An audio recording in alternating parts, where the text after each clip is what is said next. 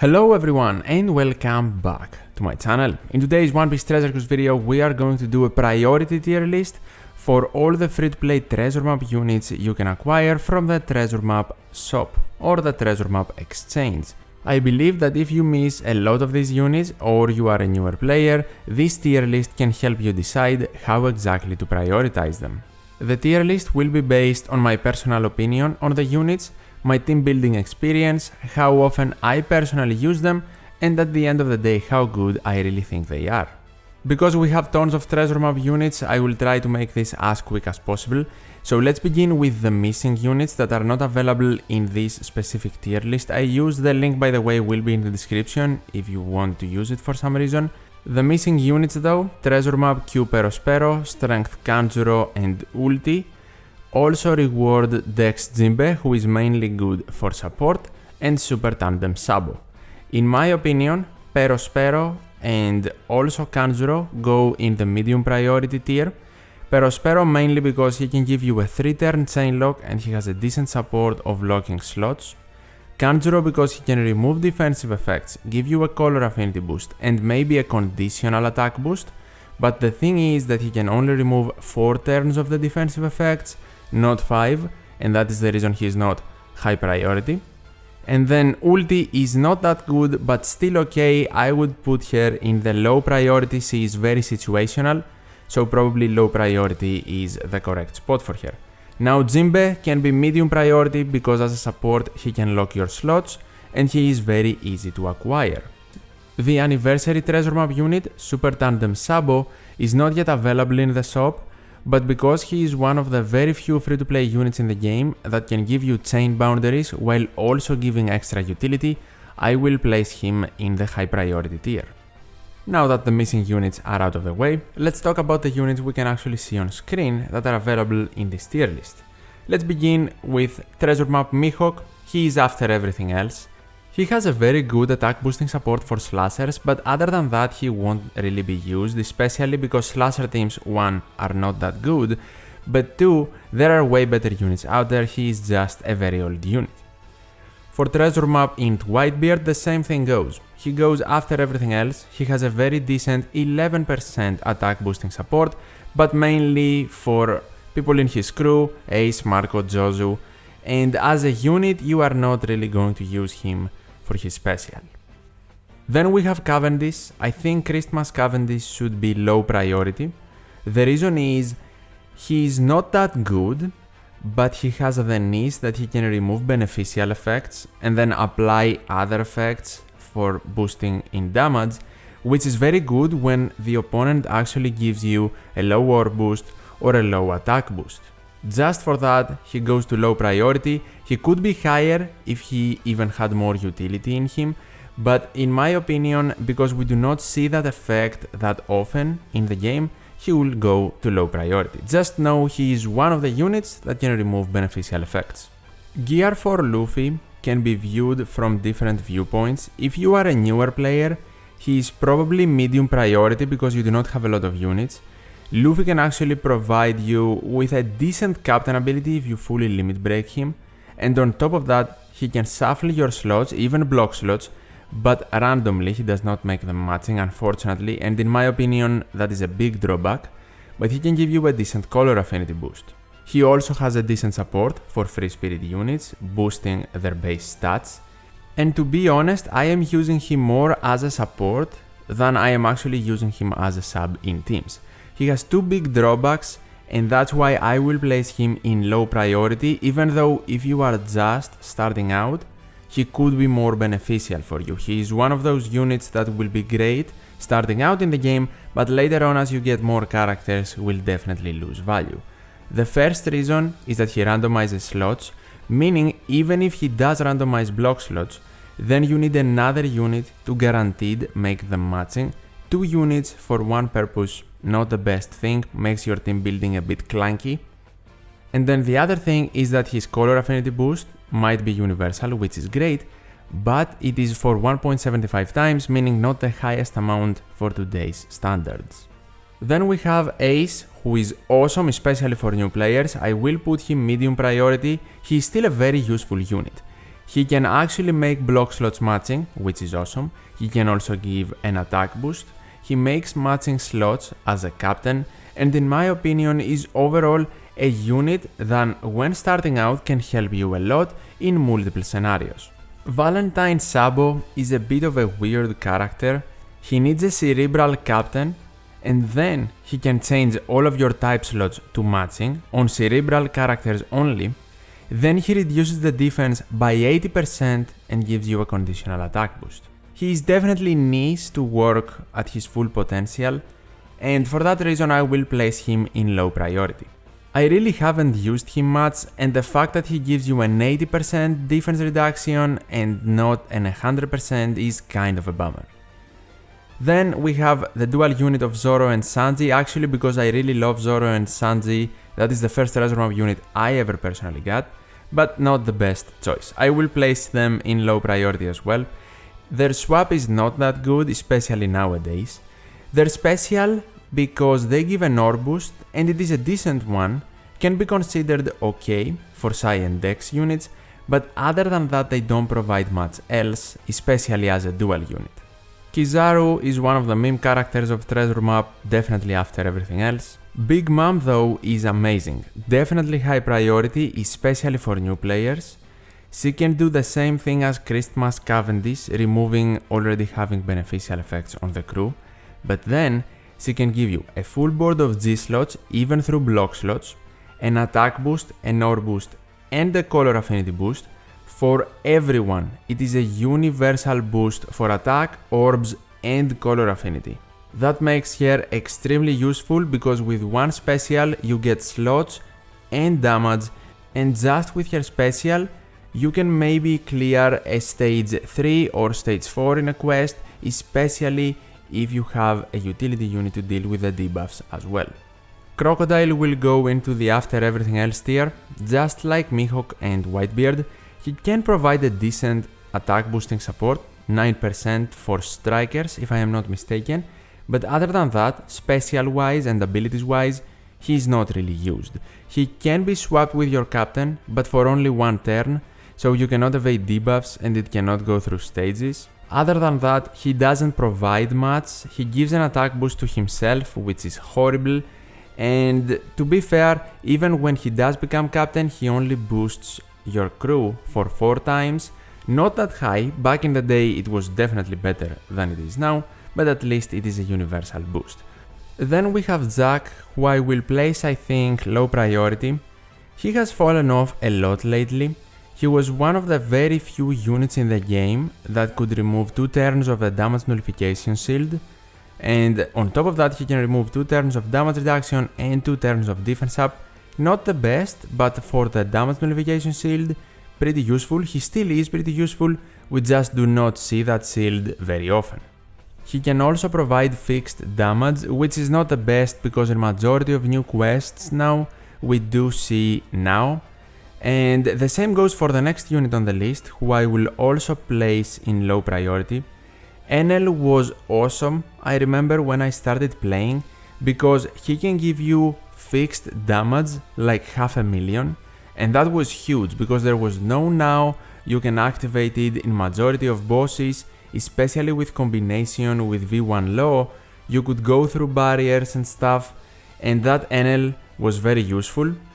But nowadays, you almost never use him because he provides no utility, no damage after that, and generally units with fixed damage have fallen off a lot. For Shanks, I will say he's low priority. He can remove 2 turns of barrier, which can be huge in specific situations, but other than that can only provide a bit of damage and then matching slots with his double special activation.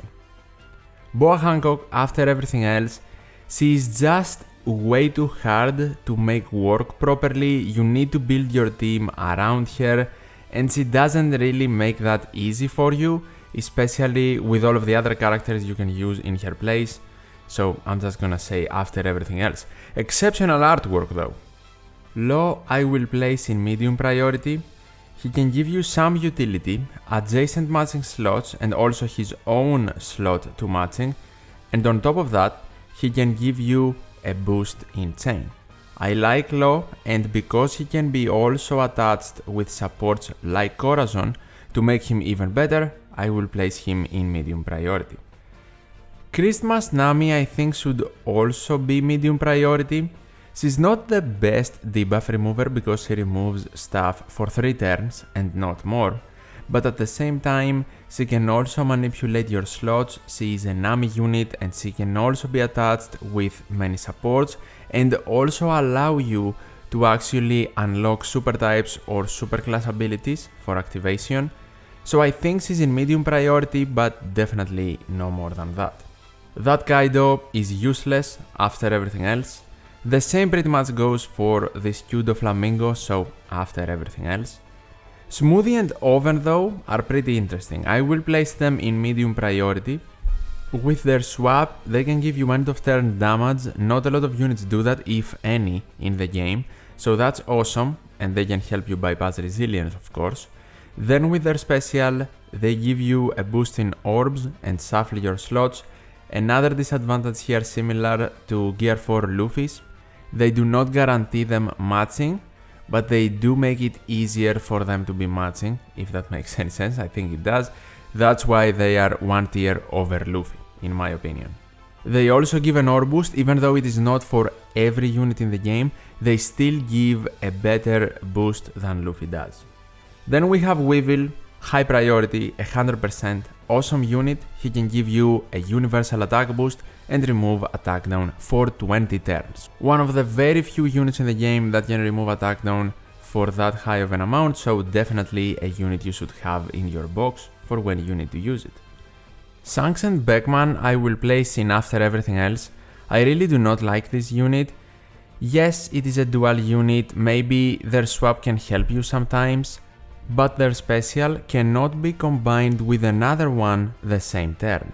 After you activate their special, you cannot activate another one, and then if you activated another special before, you cannot activate their special. They have a restriction, which is extremely annoying, but I understand it because without it, they could be very broken, especially when they came out. For today's standards though, that still makes them a pretty lackluster unit. Then we have Rob Lucci, who I will place in low priority. He does have a condition that needs you to have over 99% HP for you to get an orb boost, only for cerebral units, but for 3 turns, and also locked slots, which I guess can be useful in a full cerebral team, but his restrictions are pretty annoying. You are not going to use him often, but now with the overheal he is definitely better than what he was when he was released. And that still doesn't make him great, which actually says a lot about his release days. Next we have another dual unit, Sakazuki Iso. They are medium priority. With their swap they can give you an orb boost for strength, dex and int, pretty decent. They have slot manipulation, not to guaranteed matching, but it is still okay. They give you end of turn damage with their swap, so another unit like Smoothie Oven, there we go, there is another end of turn damage applier on swap.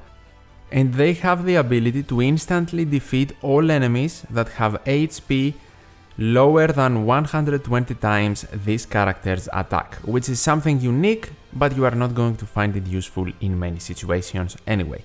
I think they are medium priority though, because their swap can actually help you in the duration of a quest, and with their Sailor limit break ability, they can also reduce the special cooldown of their special by other strength, int or dex units special activations, which is pretty nice because they can help you get slight slot manipulation in a specific stage of a quest. Stampede Smoker I will place in low priority. He can give you an orb boost and a chain boost depending on your captain's classes, which is fine, but being fighter driven is not the best combination of classes, and at the same time he does not really provide much utility. Although as a support, he does provide an 11% attack boost though for some of the Stampede characters like Boa, Buggy, Law and Luffy. Blackbeard I will definitely place in low priority, just like Shanks and Beckman. If you activate his special, he then provides a limitation to special activation, but this Blackbeard is better than Shanks and Beckman because he provides a lot. He cancels negative orbs, he gives you an attack boost, an orb boost, special cooldown reduction, so he's pretty decent, but again, he limits you a lot, so not the best option to use in many teams. Hawkins is a unit that can give you a full board of matching slots, something that doesn't go through block slots, and then some delay stuff, but they are so niche you are never going to use them. In my opinion, he is mainly used because as a free-to-play support he can give an 11% base attack boost to Kaido. But other than that, you are not really going to use him a lot, so I will place him in the after everything else tier. Halloween Nami will be in low priority.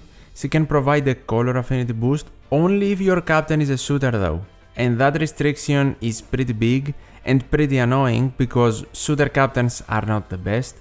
If you can make her work though, the color affinity boost is universal, and if you hit 3 perfects, then you get a 2x color affinity boost in the next stage, which is pretty cool I guess. Orobi is a difficult one to place because she can remove so many things: paralysis bind, silence, threshold, damage reduction, and actually even reduce damage received, but only for 3 turns. So every debuff is removed for 3 turns, which can be very annoying because obviously you might have more turns of removal you need to do. With her Sailor ability, she can also resist Special Bind, but for only 3 turns again. So resisting and removing only 3 turns of Special Bind, which can be annoying because in majority of quests now we at least get 4 to 5 turns of Special Bind, which means she cannot fully resist or remove it. You are going to need another unit either as a sub or as a support. Definitely a disadvantage, right? And that's why I think I will place her in medium priority. But she is such a combo unit, she can remove so many things that if you get a combination of these debuffs in a quest, she can help you a lot, even if you need a support, even if you need another unit. But she's not a standalone character, you might need to support her somehow, that's why she's not in the highest tier. She's also Robin though, so she can definitely allow you to get a super class or a super type ability or even super tandem now, so that is another plus. Drake is up next, and Drake is not an amazing unit, low priority unit for sure. You can use him in Garb Challenge 15 from the first Garb challenges, that is mainly the reason he is low priority. Depending on the number of strength, dex and Q slots you have accumulated during the quest, he can do a specific amount of damage to the enemy and remove the barrier for a specific amount of turns. The barrier removal can be a lot and very useful, but that is pretty much what Drake is about, he is not really amazing. Viola and Rebecca I will definitely place in medium priority. Another dual unit, they can provide healing, they can give you a chain lock depending on how many enemies are on the stage, and on top of that they can also provide some utility. Another unit unfortunately that resists 3 turns of silence while removing 5, which turns my gears, but this is still a decent unit to have. Vivi is up next. I will place her in medium priority as well. She has double special activation and she can give you an empowered attack boost. So with the first special activation you get an attack boost for 1.75 times, and then with another special activation in the same turn you increase that attack boost. That is pretty nice because the attack boost is universal. She can also give you adjacent RCV slots, which she makes matching if the captain is Q or Psi. With her double activation she can also remove or reduce chain lock and chain coefficient reduction for 6 total turns, which is pretty nice. Not a lot of units do it, but then again you might not find it as useful as other utility stuff. Vivi is still a decent unit though, that's for sure. Shirahoshi is extremely niche. I will place her in after everything else. She can give you a damage reduction shield and healing for a lot of turns, but that is pretty much it. She doesn't do much else, she cannot help in many situations, so definitely a unit you do not want to prioritize. Then we have Anniversary Treasure Map Luffy, the Dex version, definitely high priority. Amazing unit, he can be a free-to-play captain in some cases. He can give you a 2x ore boost, he can change specific slots like TND, RCV and unfavorable. He can also reduce attack down and despair for 4 turns, unfortunately, not more, but still can be very helpful, especially if we consider that he is Luffy and he can be attached with a plethora of supports. He is overall a great unit to have, so definitely high priority. Zorojuro is next. I will place him medium priority for only quality of life when you play One Piece Treasure Cruise, because if you use him in buggy teams, you can actually clear the bosses from the daily quests with just him by activating him. He can also remove 2 turns of threshold, 4 turns in total with his double special activation, so he's not a useless unit, but he is not going to be used in very hard content. Treasure Map Reiju is exceptional, high priority. She can make block slots matching, give you a conditional attack boost if you have a Q or Int Captain, and remove 5 turns of threshold and damage reduction. She is great, and if you hit perfects in the turn the special was activated, she can then poison the enemy if possible, it doesn't go through immunity in the next stage, and you will still have a conditional attack boost as well. She is Colosseum Morley, but with poison and as a treasure map unit pretty much, and even without the conditional attack boost, she can be very useful. Summer Festival Nami and Sanji are next. They are definitely high priority. They can remove stun, one of the very few specials or abilities generally in the game that can do it, so that is very good. And on top of that, because you are not going to use the stun ability often, they can remove 5 turns of special bind and also resist it, hooray, and they can also give you a 2 times ore boost, which is very good for fighter and free spirit unit. For these 2 classes, they can also be a very decent free-to-play captain. With their swap, they can also manipulate slots a bit, and as a captain, they can restore special cooldown rewind for 2 turns, which is pretty cool for a free-to-play unit. If you have them limit broken plus, which is not that hard for treasure map units, they are one of the very few units in the game that can also reduce Sailor Despair, and for some Garp challenges this is actually extremely strong, so they can help you a lot to clear the decks and Psycolor challenges. If I am not mistaken, the specific challenge is versus Enel. Halloween Pudding is definitely after everything else. From the time I actually got here, from her treasure map, outside of treasure map after that, I have never used her, I think. So, she's not that useful of a unit, I would not really advise you to prioritize her. Then we have Jinbe, who is exceptional, 100% a high priority unit. He can resist and reduce silence for 7 turns, which is huge, not even some legends can do that. Then he can remove paralysis for 7 turns as well, and he can give you a color affinity for strength, psi and int. A 2 times 1 actually, if your HP is at maximum. Kid on paper I think is better than what he actually is. I will place him in low priority. He can make some specific slots matching, and then if you have bind, he can give you an attack boost. If you have despair, he can give you an ore boost. If you have paralysis, he can give you a color affinity boost. And of course you can get all of those boosts if all of these debuffs appear in the stage, but that won't happen that often. So technically he can be very strong, but at the same time a lot of requirements need to be met for him to be used at his maximum potential. I guess you can say if all the debuffs I mentioned appear in a stage, he is a medium priority unit. Still not a high priority one of course, because do not forget, he does not remove the debuffs, just with them existing he can give you a boost in damage, but you are still going to need utility units and specials to remove the debuffs before attacking. Christmas Garp I think I will place in the low priority tier. Depending on the circumstances he could definitely be in the medium priority tier, but for him to work at his maximum potential you need class requirements from your captain, and then on top of that his attack boost is 1.75 times, even though it's universal it's not that high, so I don't know if you are going to prefer it. He can still make Psi and RCV matching, turn all of your slots except block to Psi and RCV, meaning matching, and then if your captain has one class out of the 4 in the set, he can give you an attack boost for everyone. and then if he has another class from a different set of 4, he can give you special cooldown reduction for everyone for 2 turns. I would say he is very similar to the kid we saw before, in the sense that on paper he seems to be awesome, but you are not going to use him at his maximum potential often enough for me to justify putting him in a higher tier. Komurasaki will be in the low priority tier. She does have double special activation, and she can reduce attack down and silence for a total of 4 turns in general, but she cannot resist silence, which is enough for me to put her in low priority.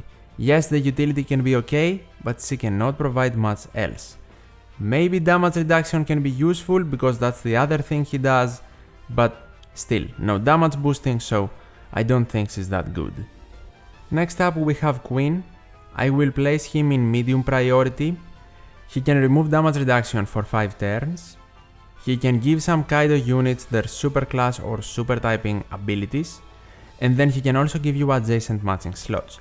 Now he is not an incredible unit, he can also apply some damage, but through now it does not apply anyway, so we don't care that much. But for Queen, I think that because he does not have a lot of units, and he can give you some slight slot manipulation and guarantee the matching, and also remove 5 turns of a defensive effect, he can be strong even in Arena, in stage 3 or maybe 4. So I think he's a medium priority unit. Luffy Ace I will place in the medium priority tier. They are not a dual unit by the way. They can reduce Bind and Despair for 4 turns. They can change their own orb into matching, and then they can boost the attack of everyone, so a universal attack boost for 2 times, and also given 1.75 times color affinity for Free Spirit and Shooter characters.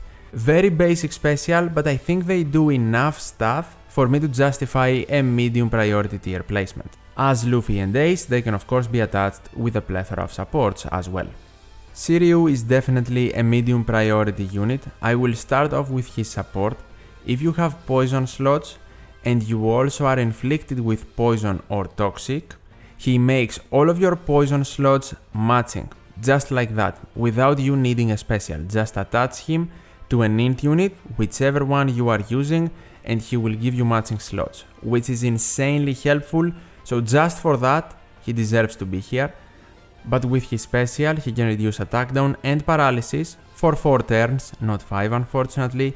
He can completely remove poison, give a color affinity boost to Slasher and Driven, while also providing a damage reduction shield for 90% damage reduction. As a Shiryu and a character that does not have many great units in the game, this one is definitely worth to have even through its disadvantages. Dex Koala is definitely a high priority unit. Koala is very good in my opinion because she can give you something very unique. She can block attack down debuffs coming from the enemy and also chain coefficient reduction debuffs for 3 turns, which means if you activate her in the second to last stage and you were about to be inflicted with even 100 turns of attack down in the stage after, that does not apply because of Koala. She essentially gives you immunity. She can give you some end of turn healing as well, and on top of that an attack boost for Dex and Free Spirit units. And after 1 turn, the 1.75 times attack boost becomes a 2 times 1. This unit is very good for a free to play unit and definitely high priority. Mugiwara 56 Zoro will definitely follow Koala in the high priority tier list. He can remove 6 turns of threshold. For a free to play unit that could probably be enough, but he can also give you an attack boost or an orb boost depending on what you have, and even extend your already existing orb boost depending on the situation. So he's a great unit and definitely worth to be in your box. V2 Kaido I will place in the medium priority tier. He is another unit that can remove 2 turns of a damage nullification shield, but he can do a lot of single unit damage because he can make his slot Wano even through a block slot. Then he gives a 3 times attack boost and a 3 times orb boost to himself. So you can understand maybe just with another special like a chain boosting one, he can do a lot of damage as the last hit, and he can also completely resist silence, which means he can even damage the enemy through silence. Don't have unrealistic expectations of using this Kaido all of the time, but whenever you are in need of him, because he is so unique, he can be super helpful. Summer Festival Stussy is up next. She will also be in the medium priority tier. She can reduce despair and silence for 4 turns, and thankfully she can resist silence for 5. She can boost the color affinity of Strength, Shooter and Cerebral by 1.75, and if you already have a color affinity boost, she can increase it for 0.25 times. Simple special, but can still be very decent. Disguised Straw Hat Luffy is extremely good, 100% a high priority unit. He can remove silence and resist it for 5 turns. He can remove attack down for 5 turns, blindness for 5 turns, and also give you a 2 times universal attack boost as a Luffy unit, and an int one on top of that. Not a lot of int units for Luffy in the game. He's an insanely good unit, and on top of all that, he has a support that can be attached to Yamato, Kid and Law, and remove 1 turn of attack down while also changing the slot of the supported character, even through a block slot, into a matching one. He's an awesome unit and a beast, no pun intended, so you should definitely grab him. Next we have Halloween Robin. I will place her in low priority. To be completely transparent with you guys, I did not know what this unit did before looking it up for this video. I had no idea. I have never used her because she was one of the sync units we got in Global. We did not actually have a treasure map for her. I have never used her at all. Maybe I used her for a complimentary point boost in a treasure map team, but that's pretty much it. Never for her special. She can give end of turn healing, an attack boost, if you hit perfects, an attack boost in the next stage, and also reduce damage, but that is pretty much it. She does not do a lot of stuff, but the attack boost in 2 different stages I guess can still be helpful in specific situations. Not an amazing treasure map unit though. Moria is definitely a medium priority unit. He can reduce barrier for 1 turn, he can reduce resilience and defense up for 5 turns, give an ore boost, and maybe if your captain has the correct class, give you a conditional attack boost. Of course that is not the most relevant part, but he can also not be blown away with his Limit Break Sailor ability number 2. I think a very straightforward and decent unit. Hyogoro is a high priority unit. He is so great in my opinion. He can remove 6 turns of defense up, make top and bottom row slots matching, not through block slots, but he can also give you a color affinity boost. Based on your captain color, he can either increase your color affinity boost duration if you have one already, or increase your base attack boost duration.